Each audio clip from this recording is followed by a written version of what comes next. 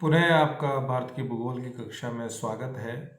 पूर्व के वीडियो के अंदर हमने जो श्रृंखला शुरू की थी, भारत के जो संरक्षित जो क्षेत्र हैं, प्रोटेक्टेड एरियाज़ हैं, उसके ऊपर हमने बात की, जिसमें wild life sanctuaries, national park, इनके ऊपर हमने चर्चा की।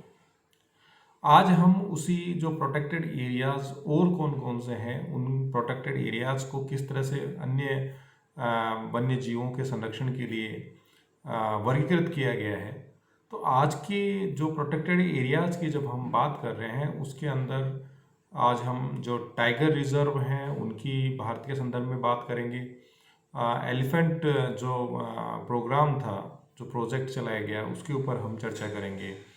और जो वेटलैंड्स हैं, जो आर्द्र भूमि जो क्षेत्र हैं भारत के अंदर, जो भी एक संरक्षित क्षेत्र के अंदर जिनको शामिल किया जाता है, उनके ऊपर आज हम चर्चा करेंगे। सबसे पहले जो टाइगर रिजर्व है उसकी हम यहाँ चर्चा करेंगे। तो भारत के संदर्भ में देखें तो बाघों की रक्षा के लिए जो नेशनल जो पार्क्स हैं या वाइल्ड लाइफ सेंचुरीज हैं, उनको ही टाइगर रिजर्व के रूप में शामिल कर लिया जाता है, जिससे कि जिन क्षेत्रों के अंदर जो बाघों की संख्या पर्याप्त मात्रा में है या जहाँ पर बाघों की उपस्थिति है और अवैध रूप से उनका मतलब किसी भी तरह से बाघों का जो शिकार किया जाता है वो पूर्णतः अवैध ही माना जाता है, तो उनको संरक्षण प्रदान करने के लिए टाइगर रिजर्व की स्थापना भारत में की गई है। प्रोजेक्ट टाइगर की जो पहल थी, सबसे पहले इंदिरा गांधी के समय में की गई 1973 के अंदर, और सबसे पहले 9 बाघों रिजर्वों के साथ ये स्थापना हुई। ये विश्व की सबसे बड़ी एक टाइगर रिजर्व परियोजना थी, और इसका जो उद्देश्य था वो बाघों का सर्वांगीण रूप से या उसको पूर्णतः संरक्षण प्रदान करना। 2006 में राष्ट्रीय बाघ संरक्षण प्राधिकरण का निर्माण किया गया, और 2011 में राष्ट्रीय बाघ संरक्षण प्राधिकरण के 3 क्षेत्रीय कार्यालय, जिससे कि जो टाइगर जो प्रोजेक्ट है उसको डिसेंट्रलाइज करते हुए उसके ऊपर प्रॉपर मॉनिटरिंग की जा सके, और बाघों के संरक्षण को एक तरह से उनको अधिक उसका प्रोटेक्ट करते हुए उसके संरक्षण के ऊपर अधिक ध्यान दिया जा सके। इसलिए इन 3 क्षेत्रीय कार्यालय नागपुर, गुवाहाटी और बेंगलुरु के अंदर इनकी स्थापना की गई। जो प्रोजेक्ट टाइगर है, इसका जो प्रबंधन है राष्ट्रीय बाघ संरक्षण जो प्राधिकरण है, NTCA है, उसके द्वारा किया जाता है। और अगर हम हैबिटाट की बात करें तो एक टाइगर रिजर्व के लिए कोर एरिया या क्रिटिकल टाइगर हैबिटाट होता है, जिसमें किसी भी तरह का मानवीय जो हस्तक्षेप है वो अनुमतित नहीं है, पूर्णतः एक तरह से वो प्रतिबंधित किया जाता है। इसके बाद एक बफर एरिया या जो परिधीय क्षेत्र जो कोर एरिया से संलग्नित होता है, वहाँ पर पर्यावरण संरक्षण के लिए काम किया जाता है। अगर प्रेजेंट की हम बात करें तो भारत के अंदर वर्तमान में 50 टाइगर रिजर्व हैं, जो भारत के कुल भौगोलिक क्षेत्र के 2.01% क्षेत्र के ऊपर विस्तृत है। और ये जो टाइगर रिजर्व हैं भारत के जो 18 जो राज्य हैं वहाँ पर विस्तृत हैं। अगर हम टाइगर रिजर्व की जब वही इस मैप के माध्यम से हम देखें तो कौन कौन से जो स्टेट हैं जहाँ पर इनकी स्थिति है, तो मैं आपको अभी बात करूं तो उत्तर प्रदेश के अंदर दूधवा, अमानगढ़ और पीलीभीत के अंदर टाइगर रिजर्व हैं। राजस्थान की बात करूं सरिस्का, रणथंभौर और मुकुंदरा जो है हिल्स है, वहाँ पर टाइगर रिजर्व हैं। आपके उत्तराखंड की बात करें तो जिम कार्बेट और राजाजी हैं। और सबसे पहले जो स्थापना की गई थी, जैसे मैंने कहा, 9 जो बाघ रिजर्व की स्थापना की, उसमें कार्बेट था, रणथंभौर रहा, उसके अंदर कान्हा जो MP के अंदर है, मेलघाट जो महाराष्ट्र के अंदर है, बांदीपुर है, और सुंदरवन जो वेस्ट बंगाल में है, उड़ीसा के अंदर जो सिमलीपाल है। तो यहाँ से ये शुरुआत की गई थी। तो अलग अलग राज्यों के अंदर जो ये इस मैप के माध्यम से भी हम आपको दिखा पा रहे हैं, तो कुछ इम्पोर्टेंट जो टाइगर रिजर्व हैं उनकी हम बात करें, जैसे आसाम के अंदर काजीरंगा, मानस और नमेरी, और 2016 के अंदर औरंग के अंदर भी टाइगर रिजर्व की स्थापना की गई। कमलांग जो अरुणाचल प्रदेश है उसमें 2016 के अंदर टाइगर रिजर्व की स्थापना की गई। और क्या ये भारत के विभिन्न जो स्टेट्स हैं वहाँ पर ये टाइगर रिजर्व जो है देखने को मिलते हैं। तो ये इन मैप के माध्यम से, चाहे वो बांदीपुर हो, मुंदालाई, अन्नामलाई हो, कलकाड ये हो, या अंधेरी साइड, दांदेली, अंसारी, बांद्रा, नागरहोल, तो ये जो 18 टाइगर रिजर्व हैं ये यहाँ हमें देखने को मिल रहे हैं। ये कुछ लेटेस्ट जो tiger reserve sensor has given, जिनको अप्रूवल दिया गया 5 थे, जैसे पीलीभीत उत्तर प्रदेश के अंदर, रातापानी मध्य प्रदेश में, और सुनाबेदा उड़ीसा के अंदर, मुकुंदरा हिल्स राजस्थान के अंदर, एंड सत्यमंगलम तमिलनाडु के अंदर जो लेटेस्ट जो टाइगर रिजर्व हैं जिनकी स्थापना की गई है। अब यहाँ अगर नंबर्स की हम बात करें तो यहाँ हम ये देख पा रहे हैं कि वर्तमान में अगर टाइगर की संख्या की बात करें, जो सेंसस 2018 के अंदर आया था, तो भारत के अंदर 2967 जो टाइगर पॉपुलेशन अभी इंडिया में है। और 4 स्टेट्स ऐसे हैं जहाँ पर मोर देन 300 टाइगर्स हैं। 8 स्टेट इस तरह के हैं जहाँ पर 150 मोर देन 150 टाइगर्स हैं, जिसके अंदर हमने ऊपर के जो 4 स्टेट्स हैं उनको भी हमने शामिल किया है। तो इस तरह से अगर हम देखें, अगर पॉपुलेशन की हम बात करें तो increase in the tiger population in Kerala, अगर केरला के संदर्भ में देखें, बड़ा इंपॉर्टेंट फैक्ट है कि यहाँ 313% वृद्धि हुई है 2016 के सेंसस के कंपैरिजन के अंदर। 2018 के अंदर इतनी इनके अंदर वृद्धि देखने को मिली है। जी, no tiger were spotted in Mizoram state के अंदर, और Buxa, Dampa and Palamu as no tiger left, अभी यहाँ बचे नहीं है। पहले टाइगर रिजर्व थे, लेकिन यहाँ पर इनके शिकार करने के कारण यहाँ पर पूरी तरह इन जो नेशनल पार्क भी हैं ये, यहाँ पर पूरी तरह जो बाघ हैं वो समाप्त हो गए हैं। अगर हम कंपैरिजन करें 2018 के सेंसस को 2014 के सेंसस से, तो यहाँ हम 33% इंक्रीज हमारी जो टाइगर पॉपुलेशन है 2014 की तुलना में, यानी कि 2014 के सेंसस के कंपैरिजन में 2018 के जो टाइगर जो सेंसस था उसके अंदर 33% वृद्धि हुई है। 526 is the total population of tiger in MP, यानी मैक्सिमम जो टाइगर जो देखने को मिलती हैं वो एमपी स्टेट के अंदर देखने को मिलते हैं। इस नक्शे में हमने दिखाया भी है कि सबसे ज़्यादा मध्य प्रदेश के अंदर है, फिर आप देखिए कर्नाटका में है, और उसके बाद उत्तराखंड के अंदर ये टाइगर रिजर्व है। ये जो सेंसस के अंदर हम देख रहे हैं कि 16 में 1411, देन 1706, और 2014 में 2226, और 2018 के सेंसस में, यानी 2006 से 2018 तक रेगुलरली जो टाइगर की जो पॉपुलेशन है वो इंक्रीज हो रही है। तो ये हमारे लिए अच्छी बात है कि जो टाइगर है, जिसको हम जिस पर्पज़ के लिए हमने प्रोजेक्ट टाइगर को या बाघ रिजर्व को लेके आए थे, उसको उद्देश्य को हम काफ़ी हद तक पूरा कर रहे हैं। लेकिन जितनी संख्या में उनकी वृद्धि इस प्रोजेक्ट के उद्देश्य रखे गए थे उतनी अभी नहीं हो पा रही है। How to tiger were counted, ये अलग अलग होते हैं जिनके फुट सर्वे किया जाता है, कैमरा ट्रैपिंग की जाती है, और उनके वो अलग अलग जो क्राइटेरिया होते हैं। हम टाइगर एलिफेंट की हम यहाँ बात करना चाहेंगे कि भारत के अंदर जो हाथी है उनके संरक्षण के लिए क्या क्या प्रयास किए गए हैं। तो ये जो प्रोजेक्ट एलिफेंट जो हम लेके आए, जो 1992 के अंदर 1992 के अंदर हम लेके आए, ये 100% सेंट्रली स्पॉन्सर्ड प्रोग्राम है। यानी इसके अंदर जितनी भी वित्तीय सहायता या टेक्निकल जो सहायता जो दी जाती है वो केंद्र सरकार के द्वारा स्पॉन्सर्ड होती है। हाथी संरक्षण, उनके प्राकृतिक आवास, उनके विचरण कॉरिडोर जहाँ वो घूमते हैं, उनकी संख्या को बढ़ाने के लिए गवर्नमेंट ऑफ इंडिया 1992 के अंदर प्रोजेक्ट हाथी लेके आई थी। और ये इसकी शुरुआत थी वो झारखंड के सिंह भूमि से दिसंबर 1992 में हुई। हाथियों के प्राकृतिक आवासों के संरक्षण, उनकी संख्या बढ़ाना, उसके ऊपर रिसर्च करना, उनके इकोसिस्टम के अंदर सुधार करना, लोगों को में अवेयरनेस लाना, ये सब इस प्रोजेक्ट एलिफेंट के उद्देश्य रहे हैं। अगर जैसे इनको to protect elephant, their habitat corridors, to address issues of animal conflict, मनुष्य और जो जानवरों के बीच में जो कॉन्फ्लिक्ट्स जो देखने के मिलते हैं। पिछले दिनों में हमने देखा था कि कर्नाटका के अंदर एक हाथी जो हथनी थी उसको जो ग्रेजिंग जहाँ कर रही थी वहाँ पर उसको ब्लास्ट कर दिया गया। तो इस तरह के जो मानव और पशुओं के बीच में जो कॉन्फ्लिक्ट्स हैं उसको रोकने के लिए, उनमें जागरूकता लाने के लिए भी प्रयास इसके अंदर किए गए हैं। और ये जो एलिफेंट्स की जो सेंसस होता है, जिन काउंटिंग जो की जाती है हर 5वें वर्ष के अंदर की जाती है। ये जो प्रोजेक्ट है ये भारत के 17 राज्यों में है और हमारे पास अभी 32 हाथी रिजर्व हैं।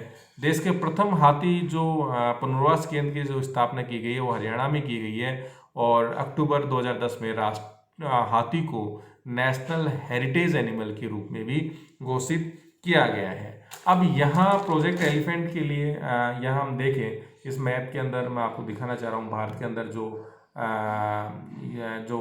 एलिफेंट जो चल रहे हैं, प्रोजेक्ट चल रहे हैं, जैसे मैसूर कर्नाटका के अंदर, आंध्र के अंदर रॉयल हाथी रिजर्व है, तमिलनाडु के अंदर नीलगिरी हाथी रिजर्व है और नागालैंड के अंदर इटाकीर हाथी रिजर्व है जो नेशनल पार्क भी है। छत्तीसगढ़ के अंदर बडालखोल तामोर सिंगला हाथी रिजर्व है। उड़ीसा के अंदर मयूरगंज है, महानदी है, संबलपुर है। मेघालय में गारो हाथी रिजर्व है। बंगाल में मयूर झरना हाथी रिजर्व, पश्चिम द्वार हाथी। अरुणाचल के अंदर दिहिंग पटकाई हाथी, सिंहभूमि हाथी रिजर्व, जैसे झारखंड के अंदर जहाँ से हमने इस प्रोजेक्ट की शुरुआत की थी। आसाम के अंदर काजीरंगा, धनसिरी, सौगितपुर हाथी रिजर्व है। चिरोग जो रिपू हाथी रिजर्व है वो यहाँ हमें देखने को मिलते हैं। तमिलनाडु की हमने बात की तो नीलगिरी, कोयम्बटूर, अन्नामलाई, श्रीवल्ली और केरला के अंदर पेरियार, अन्नामुडी, नीलाम्बूर हाथी, वायनाड, ये मुख्य जो हाथी रिजर्व हैं यहाँ देखने को मिलते हैं। अब हमारे पास जो प्रोटेक्टेड जो एरियाज हैं, जो संरक्षित जो क्षेत्र हैं, उस दृष्टिकोण से जो वेटलैंड जो एरियाज हैं वो बहुत महत्वपूर्ण है। जो वेटलैंड की जब हम बात करते हैं तो ये वो आर्द्र भूमि क्षेत्र होते हैं जिनकी स्थिति स्थलीय भी हो सकती है, समुद्र के तटवर्ती क्षेत्रों में हो सकती है।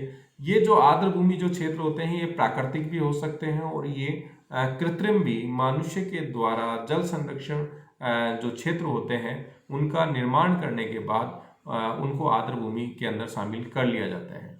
आर्द्र भूमि जो क्षेत्र होते हैं वहाँ पर जो जैव विविधता की जो स्थिति जो देखने को मिलती है वो वैश्विक स्तर पर बड़े अत्यधिक जैव विविधता वाले क्षेत्र के रूप में इनको जाना जाता है और मनुष्य के द्वारा की जाने वाली विभिन्न आर्थिक गतिविधियों के कारण इन क्षेत्रों के अंदर चाहे डेफोरेस्टेशन हो या एग्रीकल्चर के लिए लैंड को ऑक्युपाई करने के कारण हो, तो इन क्षेत्रों का धीरे धीरे जो ह्रास हो रहा है इसको रोकने के लिए अंतर्राष्ट्रीय स्तर पर भी जो सबसे बड़ा जो आर्द्र भूमि संरक्षण के दृष्टिकोण से ईरान के अंदर 1971 के अंदर जो रामसर जो कन्वेंशन है, रामसर जो सम्मेलन है उसका आयोजन किया गया था और उसके अंदर इन आर्द्र भूमि क्षेत्रों को डिफाइन किया गया है, उनको संरक्षण के लिए क्या प्रयास किया जाना चाहिए। भारत ने जो रामसर जो कन्वेंशन है जो 1971 के अंदर ईरान में हुआ था उसके ऊपर जो साइन जो किए थे हमने वो 1982 के अंदर हमने जो रामसर कन्वेंशन है उसके ऊपर हमने साइन किए थे। अब इसके जो क्या उद्देश्य हैं, क्या डेफिनेशंस हैं उनकी, भारत के अंदर कौन कौन से जो आर्द्र भूमि क्षेत्र हैं, वर्तमान में भारत के अंदर जो वेटलैंड जो एरियाज हैं वो जिनको हमने रिकॉग्नाइज किया, लगभग 37 आर्द्र भूमि या वेटलैंड एरियाज यहाँ पर हमें देखने को मिलते हैं जिनको रामसर साइट्स के अंदर भी उनको शामिल किया गया है। ये जैसे मैंने आपको बताया जो वेटलैंड्स होते हैं उनके बारे में मैंने आपसे चर्चा की कि 1971 रामसर ईरान के अंदर इसके ऊपर एक सम्मेलन हुआ। भारत के अंदर इसको ministry of environment, forest and climate change इसको रेगुलेट करती है। भारत ने 1982 के अंदर इस पर हस्ताक्षर किए। इसके डेफिनेशन की हम बात करें तो स्थायी जलीय व सूखे स्थलीय पारिस्थितिकी के बीच एक ट्रांजिशन या संक्रमणीय क्षेत्र जो होता है उसको आर्द्र भूमि कहते हैं। रामसर कन्वेंशन के अंदर जो डेफिनेशन दी उसमें दलदली, ठहरे, लवणयुक्त जल के साथ 6 मीटर तक की लहरों वाला जो समुद्री क्षेत्र होता है उसको आर्द्र भूमि के अंदर शामिल किया जाता है। यहाँ हम देख लें, wetlands are areas where water is the primary factor controlling the environmental and the associated plants and the animal life. The cure where the water table is at or near the surface of the land or where the land is covered by water। यानी वो जो क्षेत्र जो एक तरह का transition क्षेत्र होते हैं, संक्रमण जो क्षेत्र होते हैं, या जो पानी में डूबे हुए हो पूरी तरह या सरफेस के ऊपर बाहर निकले हुए हो, भले ही वो वहाँ का जो वाटर टेबल धरातल के नज़दीक होता है, नियर सरफेस होता है, यानी कि तो वो जो एरियाज होते हैं उनको भी हम वेटलैंड जो रीजन्स हैं उनके अंदर शामिल करते हैं। जो दलदली क्षेत्र मार्श एरियाज होते हैं, पीटलैंड्स होते हैं, ये नेचुरल भी हो सकते हैं, आर्टिफिशियल भी, जैसे हमने बात की आपसे, परमानेंट या टेम्परेरी हो सकते हैं। तो ये जो 6 मीटर वाला जो क्राइटेरिया है रामसर कन्वेंशन के अंदर इसको लिया गया। इसमें हमने ये भी बताया कि भारत के अंदर, जैसे मैंने आपसे बताया, 37 साइट्स हैं जिनको वेटलैंड ऑफ रामसर साइट्स के अंदर शामिल किया गया, और ये भारत के 1,67,939 हेक्टेयर के ऊपर विस्तृत है। यहाँ जो वेटलैंड्स हैं, क्या जनरली उनको जो रिकॉग्नाइज किया जाता है, जो उसका क्लासिफिकेशन किया जाता है, उसकी हमने बात की, मेराइन, एस्टुराइन, लैक्विस्ट्राइन, रिवराइन और प्लेस्ट्राइन। तो ये कौन कौन से जो एरियाज हैं उनकी हमने यहाँ पर आपके सामने बात की है। अब ये भारत के मैप के अंदर हम देखें तो ये हमारी वो जो साइट्स हैं जिनको हमने रामसर साइट में आर्द्रभूमि के अंदर हमने इनको शामिल किया है। जम्मू कश्मीर की बात करें, वुलर झील, तसो मोराली झील, होकेरसर आर्द्रभूमि, सोरिनसर, मानसर झील, ये हैं। आपके पंजाब के भी हरिके झील, कांजली झील, रोपड़ झील, इनको इनके अंदर हमने शामिल किया है। अगर हम राजस्थान की बात करें तो आपका जो केवलादेव जो नेशनल पार्क है वो एक वेटलैंड एरिया के अंदर उसको हमने शामिल किया है। और मध्य प्रदेश की हम बात करें तो मध्य प्रदेश के अंदर जो भोज आर्द्रभूमि है, केवलादेव के साथ साथ राजस्थान के अंदर जो सांबर जो झील है उसको भी शामिल किया है। गुजरात के अंदर नाल सरोवर पक्षी अभ्यारण्य है। महाराष्ट्र में नंदूर महाबलेश्वर वाला एरिया है उसको शामिल किया है। कुछ एक चीज़ और हम यहाँ जो बात करना चाह रहे हैं, जो मॉन्ट्रियक्स रिकॉर्ड की जो हम बात करते हैं, ये है क्या बेसिकली, तो जो ये जो MR होता है ये एक वॉलंटियरी मैकेनाइज्ड जो मैकेनिज्म होता है, जो विशेषकर जो वेटलैंड और जो एरियाज होते हैं इंटरनेशनल इंपॉर्टेंस के होते हैं, जिनको रामसर कन्वेंशन के अंदर शामिल किया गया। अगर भारत की अगर हम बात करें तो MR उसके अंदर, अगर जो मॉन्ट्रियक्स रिकॉर्ड के अंदर कौन कौन सी जो वेटलैंड्स है जिनको भारत की है जिनको शामिल किया गया है, तो उसके अंदर दो ऐसी वेटलैंड्स है। एक तो केवलादेव राष्ट्रीय जो पार्क है उसको मॉन्ट्रियक्स रिकॉर्ड के अंदर शामिल किया गया है, और एक जो है मणिपुर के अंदर लोटक जो आर्द्रभूमि है उसको इसके अंदर हमने शामिल किया है।